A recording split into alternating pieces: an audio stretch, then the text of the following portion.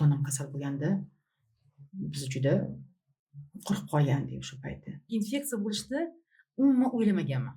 Rektorga ham bog'liq bo'lmaslik kerak, prorektorga ham bog'liq bo'lmaydigan независимый test sentri bo'lish kerak.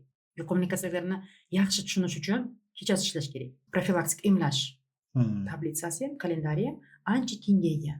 Yuqumli kasallikka asosiy birinchi reaksiya bu isitma. Bu tekinga rektor hisobidan bo'lyapti. Universitet hisobidan imkoniyat beryaptilar-ki, noaniq etiologiyali kasalliklar kelardi va ko'proq isitmasi noaniq bo'lganlar 40 kun, 50 kun, 2 oylab isitma qilganlar. Talaba tushunib qoladi. Nima uchun o'qiyapmanman? Nima uchun bo'lyapti bu narsa deb. Dahshatga solgan koronavirus infeksiya. Bizlar uchun yangi infeksiya bo'lganda o'sha paytda haqiqatdan sun'iy intellektim shunday rivojlanyapti-ku, men o'ylaymanki, lecheniyasi ham chiqadi, hamma narsaga davosi ham chiqadi.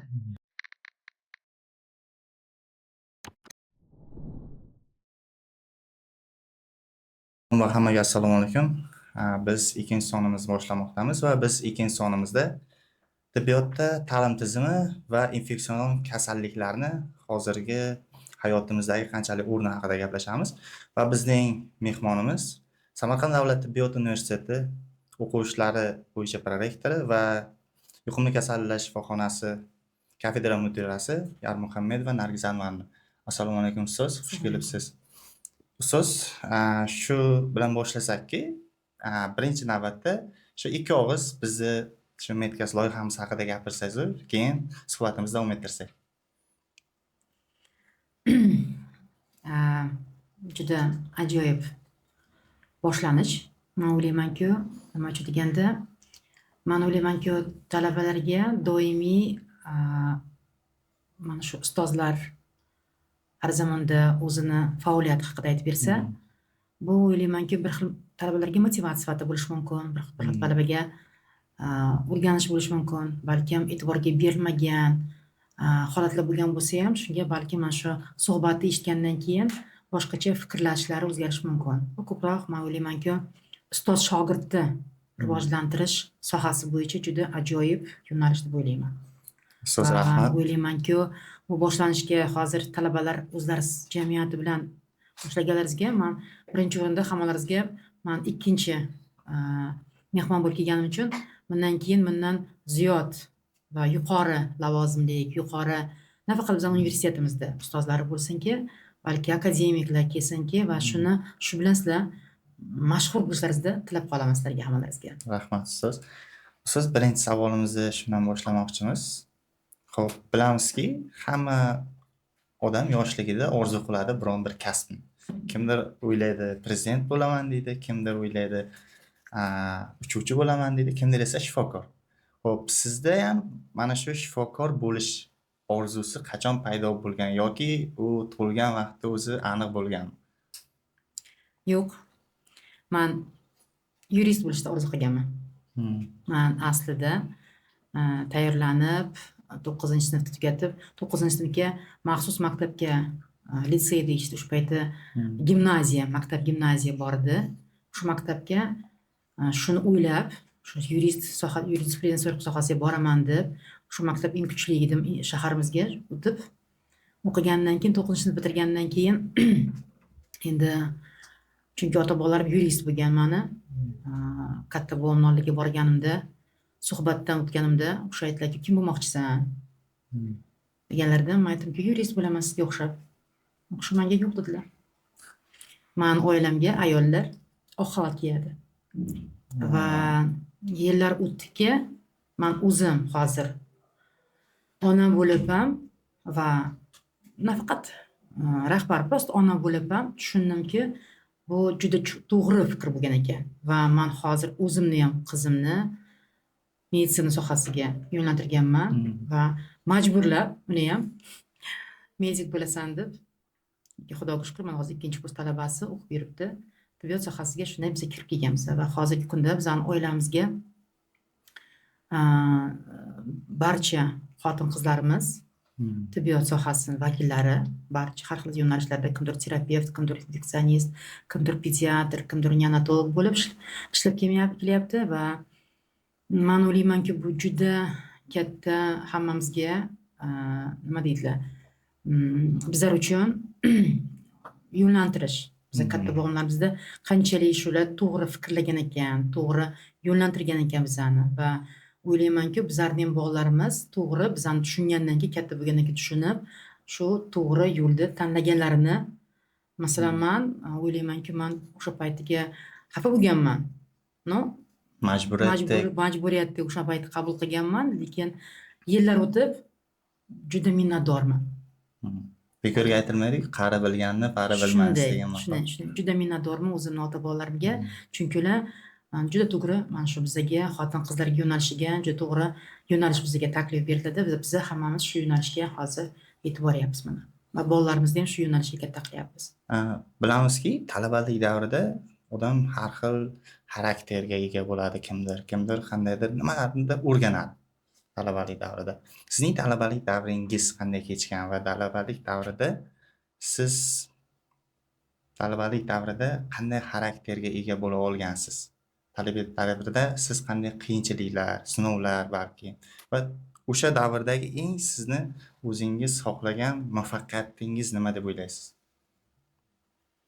Men o'ylaymanki, talabalik davrimizda biz juda ko'p asosiy o'zimizni klinitsist sifatida his qilishni boshladik 4-kursdan keyin. Bizga o'sha payt aytardilar, 4-kursdan keyin hali sizlar klinika fanlarini o'rganganingizdan keyin, shundan keyin ancha oson bo'ladi, o'qish ham yengil bo'ladi, chunki 1-3-kurs hammamiz bilamiz fundamental fanlarga boy yo'nalishlar kurslarida. U paytda 3-kurs oxirigacha mana patologik anatomiya, patologik fiziologiyani, farmakologiyani yopgan fanlarimizda. Lekin talabalik davrimga men minnatdorman. Nima uchun deganda, o'sha paytiga beg'ubor davr edi biz uchun. Qiyinchilik bilmaganmiz, Xudoga shukr. Hamma inson ko'rganmiz, chiroyli hayotni ko'rib o'qib yurganmiz faqat. Va faqatgina amaliyotga harakat qilganmiz va bizlar olgan imkoniyatimiz bu talabalik davrimdagi imkoniyatlarimiz ko'p edi. Praktika davrimizga imkoniyatimiz ko'p edi. Masalan, boshidan 2-kursdan boshlab EKG qilish o'rganganmiz. O'zimiz ustozlar bilan birinchi vena punksiya, vena seksiyalarni qilishdi. Umuman mana shunaqa narsalarni yoki va mana shu 6 yil davrida izlanish bo'lgan. Men uchun shunday bo'lgan. Men izlanganman. Kim bo'lishni chunki men bilmaganman. Kardiologiya sohasiga ham harakat qildim, pediatriya sohasiga ham harakat qildim, praktikaga borishga, o'rganishga va o'sha paytiga kuchli ustozlarning oldiga yurib, harakat qilib o'rganganman. Nega aynan infeksiya? Ginekologiyaga hozir aytaman, ginekologiyalik infeksiya bo'lishni umuman o'ylamaganman. Ginekologiyaga ham hatto borganman. Ginekologiyaga operировать chirurg bo'lib harakat qilib, bitta ustozimiz bor edilar. O'sha bilan dejurstvaga doimiy tungi navbatchilikka turardi edi. Ko'pincha o'sha yakshanba kunlar 4 ta 5 ta operatsiya qilardilar. Men ikkinchi operatsiya chirurg sifatida o'qishni oldiga turib 5-kursga yordam berardim. Shu narsadan ko'zimni kechgandan keyin ko'rdimki, что fiziki udololmayapman. O'sha paytda sal belim og'riydi. Maydimki, yo'qdim, kechirasiz ustoz, menimcha fizik torta olmayman. Ginekologiyadan yana boshqa sohaga borganman. Lekin institutni bitirgach, diplom olgandan keyin, hali diplom olgan emasdik. O'sha paytga magistratura yo'q edi. Faqat klinik ordinatura bor edi diplomdan keyin ta'limimiz va klinik ordinaturaga imtihon topshirish va dokument topshirish avgust oxirida bo'lardi. O'sha paytda yuqumli kasallik kafedrasi mudiri professor Fakul Sadullo Hakimov o'sha yoshligimdan xarakterimni ko'rib aytardiki, "Sen infeksiyangiz qilaman" deydi, men qochib yurardim o'shadan. Infeksiyangiz bo'lmayman deydi. Hech qachon men siz sohangizga kelmayman deydimda va institut bitirganimdan keyin o'qish telefon qildi. Men uyga o'tirganimda, "O'tirasan uyga, doktor bo'ling-ku." Chiq dedilar больницаga, men senga imkoniyat beraman, kelasan, shuni yur prosta. Men shu 3 oy, iyun, iyul, avgust oylari 3 oy davomida o'sha paytda juda infeksion kasallik ko'p edi. Qorinsiz vspышкасы bo'lgandi. Juda katta vspышка bilan va o'sha meni shu bo'limga qo'yib qo'ydilar, birtirib qo'ydilar ustozlarimga, vrach ustozlarimga. Men o'shanda qiziqib qoldim. Juda ko'p holatlarni ko'rib qolib qiziqib qoldimki, bilasizmi, mana shu birinchi marta vrachligimni vaziyatini tushundim, qanchalik yaxshi kasb ekanligini. Va kasallaringni davolaganingdan keyin yurib ustoz bilan birgalikda albatta, lekin o'qishni yonlarida bo'lib turib, har kuni isitma bilan, yuqori isitma bilan o'sha payt keladi kasalliklar. Mana shu qorin seft ifodasi bilasizlar hammalaringiz. Bu yuqori isitma bilan kechuvchi kasallikda va bizni davolagandan keyin ular yaxshi bo'lib ketib, bizdan davolanib ketgandan keyin xursand bo'lib rahmat deb ketganda mana shu holatlarni ko'rib, bundan tashqari shu bo'limda noaniq etiologiyali kasalliklar kelardi va ko'proq isitmasi noaniq bo'lganlar, 40 kun, 50 kun, 2 oylab isitma qilganlar. Ularning differensial diagnostikasini biza ustozlar bilan birgalikda qilganimizda shu narsani ko'rib qiziqib qoldim. O'zi aytyapsiz, birinchi shifokorlik mas'uliyatini his qilgan vaqtim dedingiz. O'sha payti juda baland bo'lib qoldi, chunki ko'p dejurstvo qilardi o'sha paytiga shu ustozlarim bilan tinmay shu больницаdan chiqmasdim. Yoqib qoldi. Yoqib qoldi. Mana shu holatlarni nima desam, davosini topib, ko'rib, kasallarga yordam berib va qorin sefti juda qiyin narsa. Qorin sefti hozir sizlar ko'rmayapsizlar bizga. Qorin sef yo'q faktiski bizga kasallar ko'rsata olmaymiz, lekin o'sha paytiga vspышка bo'lgandi. Отделениemiz to'la edi. 60 ta kasal koyka bo'lsa, to'la kasal shu qorin sef bilan edi. Hammasi isitma qilayotgan. Isitma qilishi xarakteristikasi qorin sefti shundayki, ular kechki isitma qiladi. Kechga 40-41 ga chiqib ketadi. Va uni taktikasi davolashda isitma tushiruvchi dorilar qilish mumkin emas. Uni chunki uni shunaqa biz patogenezga tushuntiramiz infeksion sifatida sizlarga aytamizki, жаропонижающий preparatlar hammasi резкий rizika olib keladi va bola talaba nimaga kasallarda 35 bo'lib ketadi birdan. 42 dan 35 ga tushib ketadi. Va uni taktikasini o'rganish, dezintoksikatsiya terapiyani to'g'ri o'tkazish, hammasini etap o'rganib kelgandan keyin qiziqarli bo'lib qoldi. Va shundan keyin klinik ordinatoriyaga topshirish davri kelgandan keyin demak, infeksiyangiz. O'shanda infeksiyangiz bo'laman, mayli deb, bo'lmasa qoldimda. Lekin bitta faqat doim aytardimki, men shu sohaga harakat qilaman o'zimni hissamni qo'shishga deb qo'ygandim. Bilamiz, shifokorlikda qiziq voqealar ko'p bo'ladi bemorlar bilan ish jarayonida. Birinchi marta davolagan bemoringizni eslay olasizmi? Haqiqatdan boya aytdingiz, men haqiqatdan men shifokor degan mas'uliyatni his qilganman o'sha vaqtda dedingiz. Demak, o'sha vaqtlari boshlangan. Shunday. Bilashimcha. Endi shifokorlik sifatida men ustozlarimga rahmat, menga ko'p yordam berardilar, o'rgatardilar. Ko'p xil-xislar bo'lardilar, bu ko'p holatlar bo'lardi. Birinchi kasalim deya olmayman, chunki ko'p kasallar ustoz bilan birga boshlaganman davolashda. Birgalikda kirardik, birgalikda davolardik. Ustozlar bilan tungi navbatchilik ko'p qilardim. Yuqumli kasallarni yaxshi tushunish uchun kechasi ishlash kerak. Kunduzi xohlagan vaziyatlar kelmaydi. Eng ekstrenniy holatlar kechasi keladi. O'sha isitma yuqori kechasi bo'ladi, o'sha ichki ketish ko'payib qoladi. Bola eksikoz holatiga kelib qolishi mumkin. Yo'q, boshqa foydali holatlar bo'ladi. Shuning uchun juda ko'p dejurstvo ham qilganman va eslab qolgan kasalim, bitta kasalim bor edi, qorin sefim kasal bilan bor edi. Endi u kasalim o'lib qoldi. Lekin u kasalni yoniga pozdravomli bola edi, 17 yoshli bola edi. Men shu 2 oy ichida 5 marta qon ketish, kishishni kravotchение deymizda biz. Kishishni kravotchение bilan oxirgi marta уже qutqara olmadik. Profuzniy kishishni kravotchение bo'lib qolgandi, lekin shu kasalni eslab qolganim, shu kasal qanchalik yosh bola edi, 17 yoshli bola edi va qanchalik uning orqasidan yurardik, biz davolardik. Butun отделение bilan bolaga qarardik, harakat qilgandik uni chiqarishga. Oxirgi marta mana shu ichaklardan qon ketishdi. Prichinalari har xil bo'lishi mumkin. Va eng bittasi stress. Oxirgi marta shuni ham qoldiki, u sal stress berdi-da, shu stressdan keyin birdaniga qon ketishi bo'ladi, biz o'sha to'xtata olmadik. Bunaqa holatlar вообще infeksion kasalliklarga juda ko'p bo'lardi bizga. Demak, davolash bilan birgalikda va psixologik jihatdan ham uni olib borish kerak, to'g'rimi? Albatta, chunki stressdan nima qilish kerak, ularni asrash kerak, ularga doimiy yaxshi gapirish kerak, ularga doimiy motivatsiya berish kerak.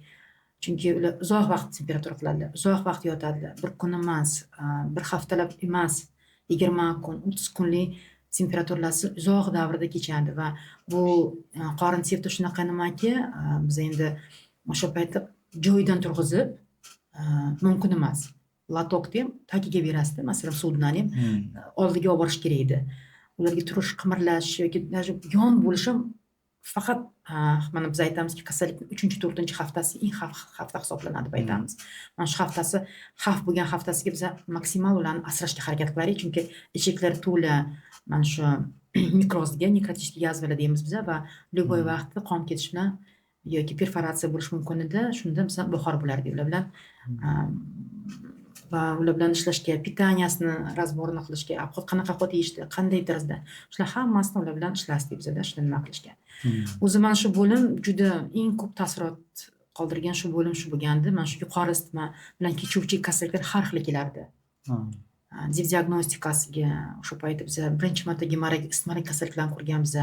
Bu kam uchraydigan kasalliklar hisoblanadi. O'sha paytda pnevmoniya noaniq etiologiyali bo'lardi, kelardi, yoki tuberkuloz bilan diagnostika qilardi, tuberkulozga perevod qilardi, yoki mengitlar paydo birdan qoladimi.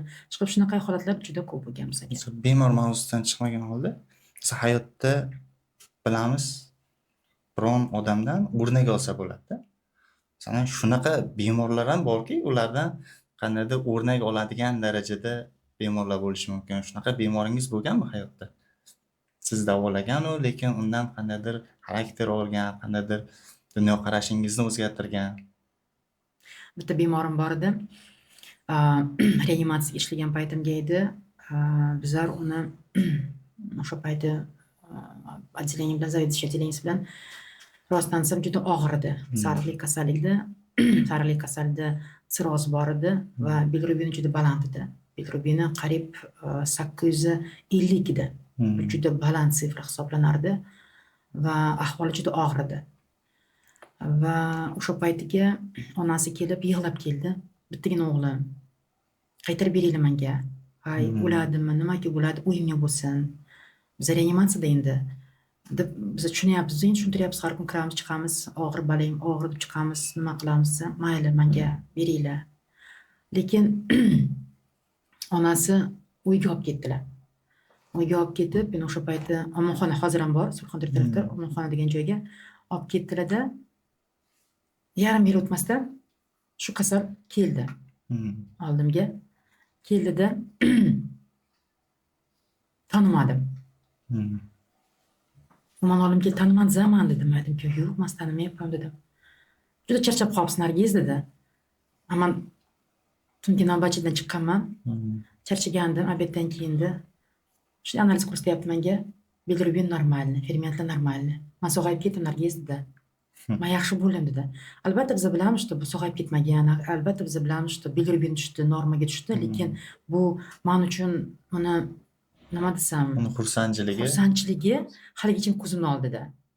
Chunki bizlar uni rostdan desam o'yiga javob berdi, noxush xabar sifatida javob bergandi, lekin bu bola shunday xursand bo'lib keldi. Men shu kasalni haligacha eslayman-da, juda bir yaxshi nima bilan. Bunaqa kasallar ko'p bo'lardi bizga.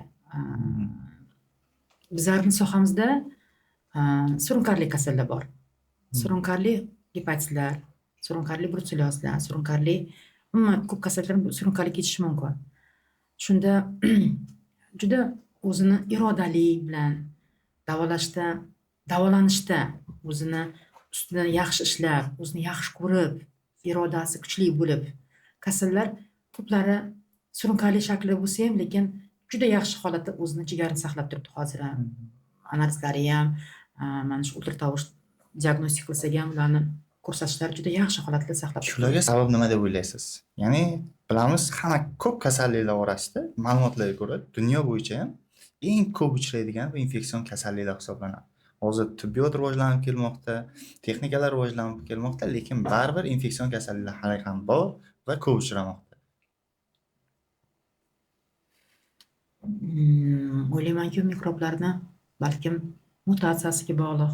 Chunki ko'ryapsizlarki, kundan kun har xil yangi infeksiya rivojlanyapti va organizm shunga yarasha moslashyapti. Misol qilib aytsa ham, bir vaqtlari virus, gripp virusi bu chuma 20 vek degandilar. Chunki bu juda ko'p o'limga olib kelgan. Lekin bundan keyin organizmga odamlarning ichida virus aylangandan keyin adaptatsiya bo'ldi va immunitet paydo bo'ldi. Biz hozir endi osongina gripp deb oson gapiryapmiz. Xuddi shunday hammani dahshatga solgan koronavirus infeksiya. Bizlar uchun yangi infeksiya bo'lgandi o'sha paytda haqiqatdan va ko'p bilmagan holatlarga, taktikamiz bilmagandan keyin, noto'g'ri lecheniyaga borganimizdan keyinmi yoki infeksiya haqida umumiy ma'lumot bo'lmaganligi uchun ancha oqibatlari yaxshi bo'lmagan holatlarga olib keldi. Lekin hozirgi kunda shu Covid bor, lekin mutatsiyaga odamlar adaptatsiya qildida va shu uchun uncha bilinmaydi. Lekin agar bir ikkita kasaldan so'rasangiz, ular aytadi, "Men Covidga kasal bo'ldim" deydi. Xuddi shunday deydi, birdaniga behol bo'ldim deydi, isitma uncha baland bo'lmadi dedi, "Men shunday bo'ldim" dedi, birdaniga bu dorilanishdan bu yaxshi bo'lib ketdim deydi. O'sha har bir kasallikka adaptatsiya bo'ladi, har bir yangi infeksiyaga. Va xohlaysizmi, xohlamaysizmi, ming biza harakat qilsa ham, mana shu infeksiyaga qarshi vaksinatsiya qilsa ham, baribir yangi infeksiya chiqib kelyapti. Mana o'zim ko'rsangiz bo'ladi, mana bu profilaktik emlash tablitsasi ham, kalendari ham ancha kengaygan. Ancha kengaygan. 20 yilga nisbatan ham ancha viruslar infeksiyasi anchasi ko'paygan har xil holatlarda va yangi turlari ham har xil paydo bo'lgan. Bu degani ming harakat qilsang ham baribir infeksiya yangilashaveradi. Bu mutatsiyaga so'ng eslaringizdan chiqarmanglar. Oxirgi 20 yil ichida bizlar yurishimiz ham ko'payib ketdi. Tashqariga chiqishimiz ham, kelishimiz ham va har xil boshqa chetlar bilan aloqalarimiz ko'paygandan keyin har xil infeksiyalar biz olib kelyapmiz ham, biz boryapti ham. Bu ketyapti va shu orqali misol tarzida avval agar o'sha territoriyaga faqat taalluqli infeksiya bo'lgan bo'lsa, kimdir borib olib kelgan bo'lsa ham o'zi yetadi, shu infeksiya bizga ham rivojlanishga. Shu narsaga bog'liq. Statistikalarda ko'rdik. Masalan, Jahon sog'liqni saqlash tashkiloti statistikalarida aytib o'tilgan 21-asrda deyilgan eng xavfli, bu biron bir kasallik aytilmagan bunda yoki biron bir infeksion kasallik aytilmagan, eng xavflilardan biri bu antibiotiklar deb aytilgan.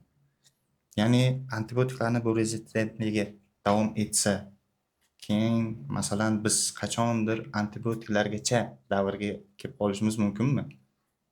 Ya'ni oddiy viruslar ham masalan xavflilik darajasi oshib ketishi mumkinmi? Men yo'q deb o'ylayman. Nima uchun deganda, hozir texnologiya shunday rivojlanyaptiki, bu sun'iy intellekt shunday rivojlanyapti-ku, men o'ylaymanki, lecheniyasi ham chiqadi, hamma narsaga davosi ham chiqadi va o'sha antibiotiklarning kuchliroq chiqadi, keyingi pokoleniya chiqadi, rivojlantiradi va to'xtovsiz bo'ladigan proses bu. Masalan, Covid-19 vaqtida dedingiz, masalan, shifokorlar, bilamiz, hamma oddiy odam. Shifokor ham kasal bo'ladi, oddiy odam ham kasal bo'ladi, boshqa ham.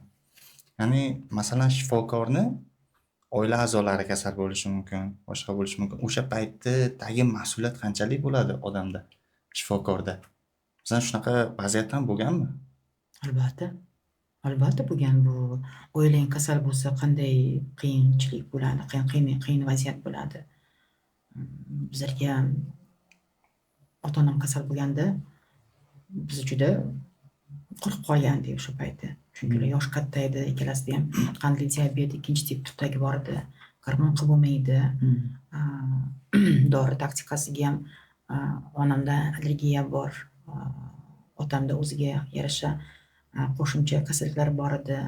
O'shanda biz rost qutgandik va mas'uliyat baland edi, chunki o'zim harakat qilgandim shu viloyatdagi komanda bilan ishlashga va Covidga qarshi ishlashga komandani ichiga edik biz, lekin men juda qo'rqinchli edi. Ota-onam musbat chiqqandan keyin juda hayajonlanib qolgandik biz hamma. Yaqinlaringizga nisbatan mas'uliyat ko'p bo'ladi-da. Albatta. O'sha vaqtda qandaydir xato qilib qo'yish mumkinmi? Xato qilib qo'yishi mumkinmi shifokor? Mas'uliyat katta bo'lgandan keyin yaqinlarga nisbatan ayniqsa. O'sha paytga mana shu konsilium degan narsa bo'ladi. Kollegialность narsa bo'ladi. Maslahat so'raysiz, baribir o'zingizda bilgan bilimingizga ishonmay qolasiz o'sha paytga. Qo'rqib qolasiz. Konsilium tashkil qilasiz. Men o'sha paytda juda ko'p Respublikanskiy больницаning reanimatsiyasini vrachlariga hammasiga murojaat qilganman, iltimos qilganman, kelib ko'rib ketinglar deganman. Ular komandasi kelib yordam berganlar menga, chunki o'zing o'sha payt ishonmaysan. Ota-ona bu juda oliy darajali insonlar, shuning uchun qo'rqib qolasan. O'zing ishonmay qolasan. O'zing bolangga bo'lsa ham ishonib qolmaysan. Harakat qilsanki boshqa doktorga yaxshi, o'zingdan yaxshi deb hisoblagan doktorga olib borib ko'rsatishga. Chunki qo'rqib qolasan-da. Masalan, COVID-19 bo'ldi. Masalan, 2019-yilda boshlandi. Yana biron infeksiya bo'lishi mumkinmi? Masalan, keyingi 10 yil, 5 yillikda odamlar bilmagan. Hozirda lekin aniqlanib Sun'iy intellekt hamma aniqlanayotgan. narsa hozir tashkil qilishi mumkin bizga. Biz bilmaymiz-ku. Hmm. Bu bioorужие hisobiga ham kirishi mumkin. Hamma narsa bo'lishi mumkin albatta. Yangi infeksiya vспышкалар bo'lishi mumkin. Biz bilgan bilmagan infeksiyalar bo'lishi mumkin. Hmm. Yoki masalan shunaqa vaziyatlar bo'lishi mumkinki, agar bironta hozir Xudoga shukr bizlarni respublikamizga asosiy aholimiz profilaktik emlashga to'liq rioya qiladi va emlashdan o'tkazadi. Tasavvur qiling, qilmay qo'ysa bironta infeksiyaga qarshi. Misol tarzida poliomiyelikka qilmay qo'ysa. Axir bu ertaga butun aholisi yoki bo'lmay qolsa, bu yomon narsa bo'ladi. Neuroblem infeksiya bo'lib qoladi. Shuning uchun albatta yangi infeksiya kelishi mumkin va biz o'shanga harakat qilamiz, tayyor bo'lishga, ishlashga. Boya aytib o'tdingiz. Masalan, ko'plar tushunishmaydi immunitetni tushunchasini bilishmaydi. Ko'plar o'zi immunitet nima, qayerda uchraydi.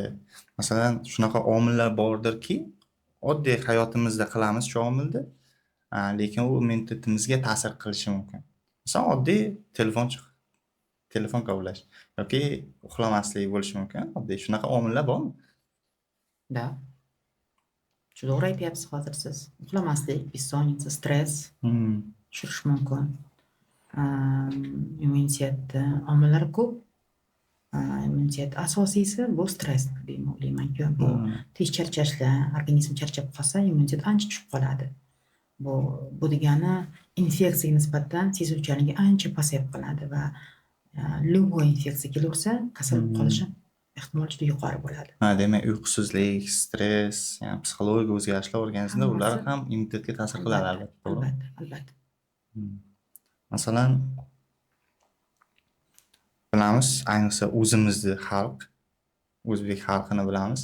Qachonki organizmi shu nimaga og'ir darajaga yetadi, keyin shifokorga boradi. Shunday. Masalan, shunaqa balkim biz bilmagan shunaqa bir signallar bordir. Masalan, shunaqa simptom bordir balki. Shu simptom aniqlansa, demak shifokorga borish kerak. Shunaqa simptom bormi? Yuqumli kasallik birinchi simptom bu isitma. Isitma bu organizm reaksiyasi. Любой mana shu virus, bakteriya kirishiga ответный reaksiya isitma bo'ladi. Lekin bizlar aytib aytganimda surunkali kasalliklar ham bor. Surunkali kasalliklarning obostreniyasi bo'ladi. Ular уже kasalni biladi. Уже o'zi sezib qoladi. Ko'ngillanish paydo bo'ladi, charchoq paydo bo'ladi, apetit bo'lmay qoladi. Bu masalan surunkali jigar kasalliklariga bo'lishi mumkin. Shunaqa vaziyatlar. Yuqumli kasallikka asosiy birinchi reaksiya bu isitma. Ответ reaksiya hisoblanadi. Demak, shu simptom aniqlandi, demak shifokorga borish kerak. Shifokorga borish kerak, qoldirmaslik kerak, samolechining qilmaslik kerak. Olib borib, davolab, ko'rsatma olib ichmasa, doktordan ko'rib, yo bu xavfli emas deb ko'rish kerak, nazoratga olish kerak. Siz bu videoni talabalar, odamlar ko'radi. Shularga qanday maslahat bera olasizki, ya'ni shu narsani yo'qotishimiz kerak-da baribir. Masalan, o'zimizda aytdik bo'ya, og'irlashadi, keyin boradi shifokorga. Odam o'ziga e'tiborli bo'lishi kerak birinchi o'rinda. Birinchi o'rinda o'zini o'ylash kerak. Odam o'zini sog'ligiga e'tiborli bo'lishi kerak. Birinchi o'rinda orqaga qoldirmasdan, albatta biz o'zimiz balkim shu narsa qilmasligimiz mumkin. Biz o'zimiz ham hozir doktorga borishimiz kerak, lekin bormaymiz. Ertaga indin boramiz deb yuribmiz. Lekin bu noto'g'ri narsa. Men o'ylaymanki, birinchi o'rinda odam o'ziga nisbatan e'tiborli, sog'ligiga nisbatan e'tiborli bo'lsa, qanchalik tezroq reaksiya berib, mana shu doktorga borib murojaat qilsa, shuncha yaxshi bo'ladi.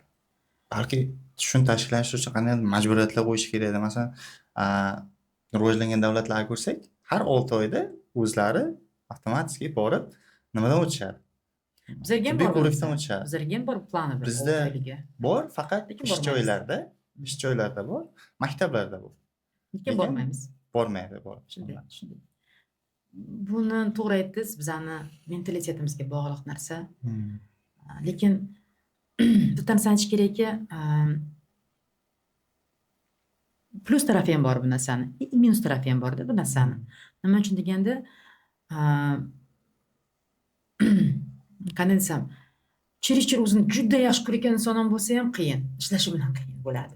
Doimiy balansdan chiqmaydi, doimiy balansni oladi, doimiy kasalman deydi-da, u bilan ham qiyin ishlash. Organizmni ham shunga o'rgatib qo'yadi. O'rgatib qo'yadi toza ham. Shuning uchun albatta o'ziga qarash kerak, o'zida bahor bo'lish kerak, o'ziga lecheniya обследование qilish kerak, o'zini tekshirib turish kerak har 6 oy. Har bir man sog'lom degan inson o'zini tekshirib turish kerak. Chunki xohlaysizmi, xohlamaysizmi, biz katta bo'laveramiz, kasalliklar paydo bo'laveradi. O'sha kasalliklar oldini olish maqsadida buni qilish kerak. O'tgan safargi mehmonimiz, ya'ni Eldor Sayfullayevich ham aytdi, ya'ni ta'lim tizimimiz, o'zimizning universitetda ta'lim tizimi, ya'ni zamon bilan hamnafas tarzda bo'lyapti dedi. Ya'ni buni o'zini yo'nalishi, ya'ni ma'naviy, ma'rifiy ishlar bo'yicha aytib o'tdi. Siz ta'lim tizimi prorektori sifatida qanday qaraysiz bunga?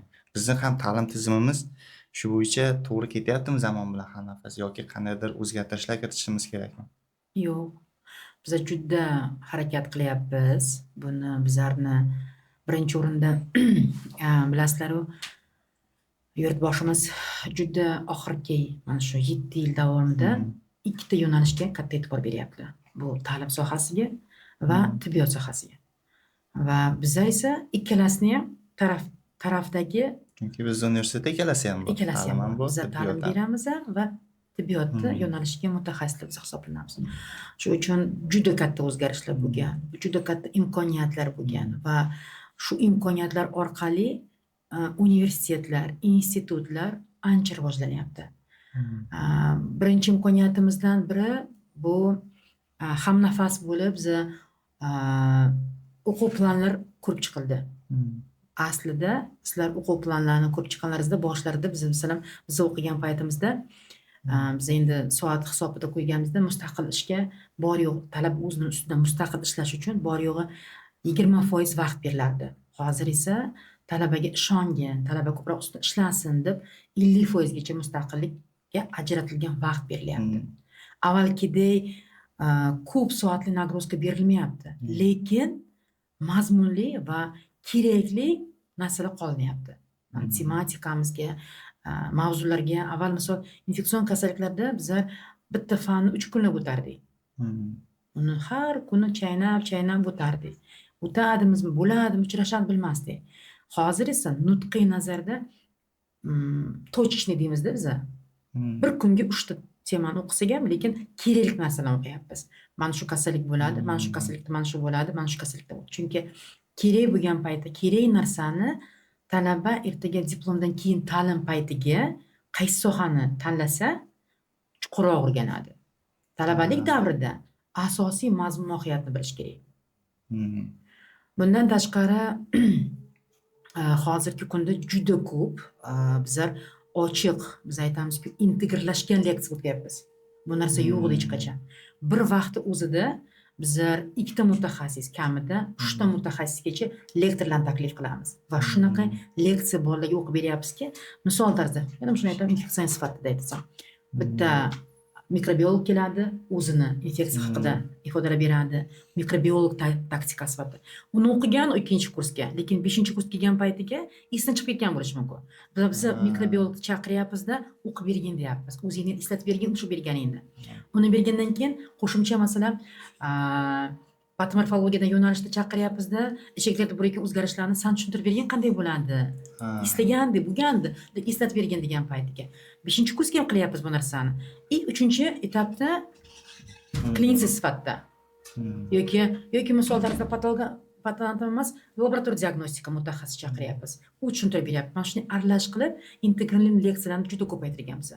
Bu men o'ylaymanki, talaba uchun bu nafaqat katta kurslarga, kichkina kurslarga ham naborot klinisistlarni chaqiramiz. Masalan, meningit kasalliklar bor. Biz infeksion kasalliklar. Biz mutaxassisimiz, lektorimizni yuboramizda, ular 2-kursga nima uchun neseriya meningit o'tyapman degan joyda mikrobiolog tushuntirib beradi o'zining mikrobiologiyasini va ustoz borib klinik sifatida mana shu kasalliklar bo'ladi, mana shunday bo'ladi degandan keyin talaba tushunib qoladi. Nima uchun o'qiyapman men? Nima uchun bo'lyapti bu narsa deb biz integrlashgan. Yana bitta imkoniyatimiz bor hozir bizani, bu bizlar juda ko'p ochiq leksiya o'tyapmiz. Ochiq leksiya emas, biza chetdan Rossiya Federatsiyasi, Ukraina Federatsiyasidan, Ukraina Respublikadan, Qozog'iston deymiz, Qirg'iziston professor o'qituvchilarini iltimos qilamiz. Hozir onlayn imkoniyatlar juda katta ochib berdi bizga. Ularni katta ekranga leksiyasini ochib beramizda va talabalar eshitadi. Bu ham bir boshqa joyga bormasdan ham imkoniyat bor, eshitishni boshqa akademikda, professorda, boshqa respublikani akademiklarini eshitishga. Shunaqa akademiklar bor Moskvada, Sankt-Peterburg, ular kela olmaydi bizga. Kelishi o'ylab ko'radi kelishni, kelmaslikni. Lekin biz ularga onlayn leksiya tashkil qilib beryapsizlar va bolalar qiziqib qolyapti shu narsaga, sohaga qiziqib qolyapti. Yana bitta imkoniyatimiz bor, professor o'qituvchilarimizda akademik mobilligi. Hech qachon yo'q edi bu narsa, lekin oxirgi 5 yildan beri professor o'qituvchilarimiz tinimsiz chiqyapti, chetga borib o'rganib kelyapti, avvallab borib taqqoslab kelyapti. O'zimda qanday, ularda qanday. Ikkinchidan borib o'zini bilimini ko'rsatib kelyapti va yangi odamlar bilan tanishib kelyapti. Uchinchidan o'zi bilimim olib kelyapti yerdan. Ulardan agar imkoniyat bo'lsa, ulardan bilim olib kelib o'zimizga tatbiq etyapti. Bu ham katta narsa. Bu nafaqat Qozog'iston, Rossiya Federatsiyasi, bizning professor o'qituvchilarimiz Yaponiyaga boryapti, Koreyaga boryapti. Til bilsa bo'ldi, til sertifikati bilsa bo'ldi. Yoki Turkiyaga borib o'qib kelib imkoniyat bo'lyapti. Yana bitta hozir Jasur Anjanishimiz rektorimiz qilgan juda yaxshi imkoniyat berganlar, bu diplomdan keyin o'qiydigan magistr talabalarga, yoki klinik talabalarga bu o'zingni proyektingni ber, misol deydi. Loyiha sifatida tasdiqlab bergin deyapti. Tasdiqlab bersang, men senga imkoniyat beraman, borib o'qib kelishga shu loyiha bo'yicha deyaptilar.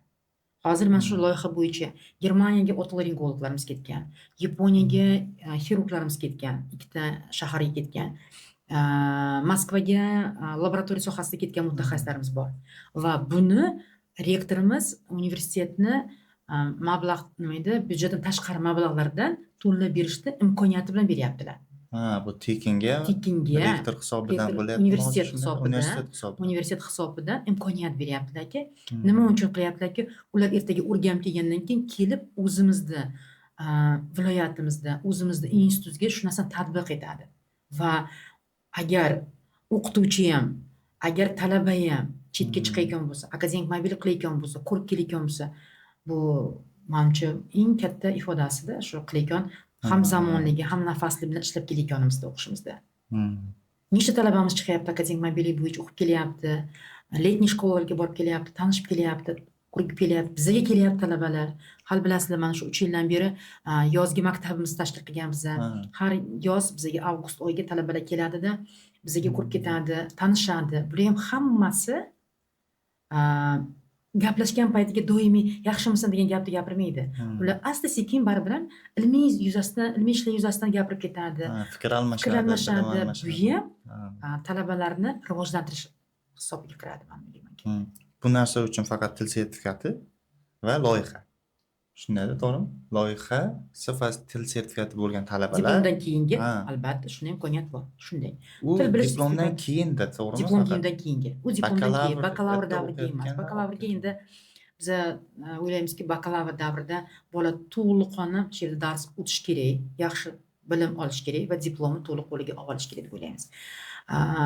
Bakalavr davriga akademik mobillik sifatida 5 kunga, 10 kunga yuborishimiz mumkin yoki yozgi maktabga sifatida yuborishimiz mumkin. Lekin diplomdan keyin bu oddiy narsa emas, bir oylikka emas, bular 6 yil, 6 oyga, 1 yilgacha boryapti.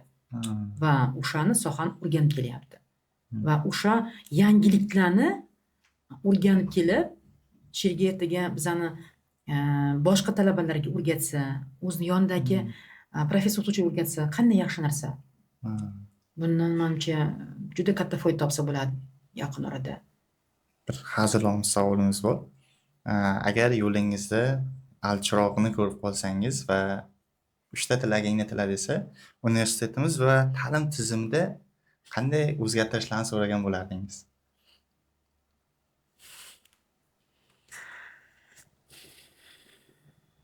Juda ko'p sohani Jasur Anjanish bilan birgalikda qilganki biza tibbiyotda rostdan desam, o'zgartirayotgan narsamiz уже qolmagan desam bo'ladi. Lekin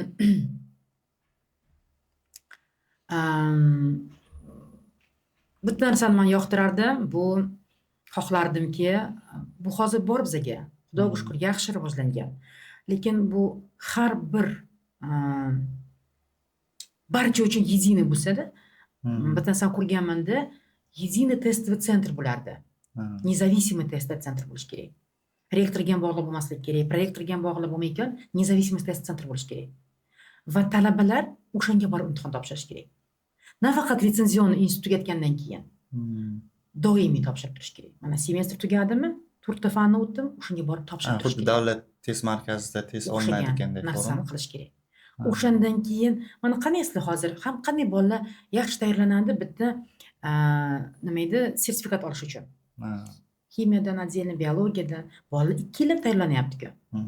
Bunga ham o'shanda sifatimiz oshadi deb o'ylayman. Sifat oshirish uchun men o'ylaymanki, umuman mana shu odam omili bo'lmasligi kerak. Mana shu davlat test markaziga o'xshagan narsa bo'lsa,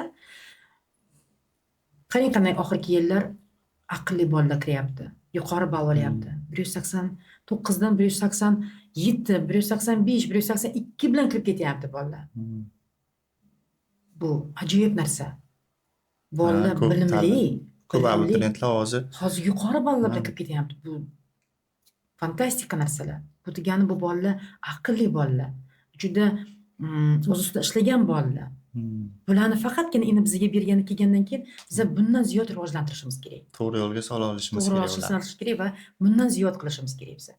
Va o'shanda ham ular mana shu o'rgangan DTMga o'xshagan joy bo'lsa, ular norma deb hisoblardida borib topshirib o'sib ketaverardi. Faqat men o'ylaymanki shu narsa. Boshqa Xudoga shukr hozirgi kunda dizimizda juda ko'p yaxshiliklar qilingan va ko'p narsalarda ijobiy yaxshi yo'lga yuribdi hozir. Demak, alchiroqda oldinroq ishlatgan ekansiz.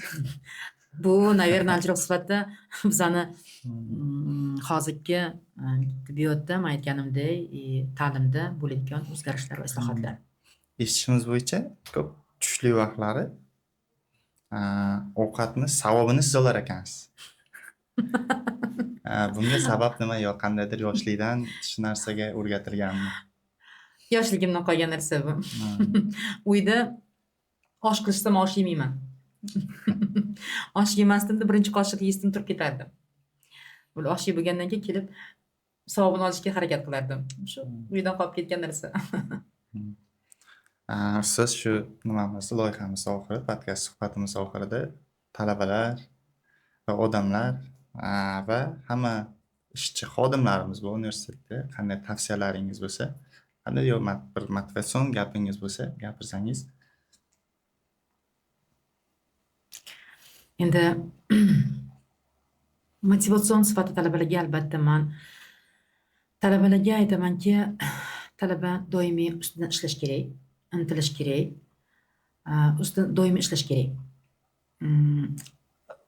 Hayotda hozirgi afsuski, hozirgi yoshlar juda tez pul olay, pul topay deb harakat qiladi. Lekin har bir insonning o'z nasibasi bo'lar ekan. Va har bir yoshiga to'g'rilab nasibasi bo'lar ekan. Shu bekordan bekor aytmaslik ekan, Xudoyim taolo birinchi marta beradi, ikkinchi marta beradi, uchinchi marta beradi degan bu bekor gap emas ekan. Vaqt soati bilan bo'ladi hamma narsa. Lekin buni yetish uchun mehnat bo'lish kerak. Odam ustidan ishlash kerak. Talabalikdan davridan boshlab ustidan ishlab, rivojlanib, o'qib tursa, vaqt soati bilan hammasi yetib kelar ekan.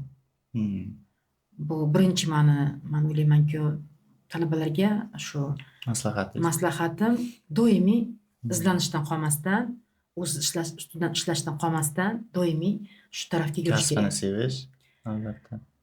Kasbini nafaqat sevish kerak. Kasbiga vafodor bo'lish kerak. Vafodor bo'lgan kasbiga o'sha kasal ham ko'payadi, keladi. Har xil holatda bo'ladi. Birovni nasibasini olib bo'lmaydi. Agar sizga nasib qilgan bo'lsa, shu doimiy yutuq vrach bo'lishga shu bo'lasiz. Yana bir marta aytaman, tagida mehnat. Doimiy mehnat qilish kerak. Hech qachon birdaniga katta pul bilan bu mehnat ifodalanmaydi. Hech qachon. Bu asta-sekin bo'layotgan narsa. Lekin asta-sekin bilan katta qilib mehnat bilan yutug'i katta bo'lishi mumkin.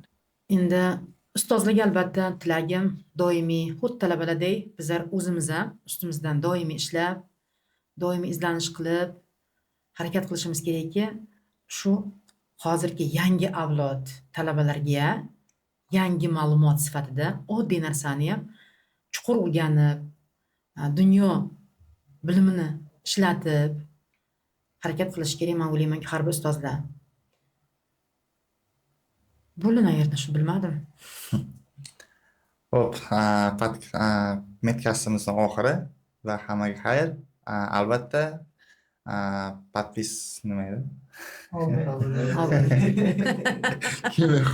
Oxirgi bo'lmadi o'zi. Suhbatimizni oxiri va albatta obuna bo'lishni unutmang. Hammaga xayr. Keyingi sonlarimizga ko'rishguncha. Heyecanlandim. Gapimni esdan chiqargan heyecanlandim.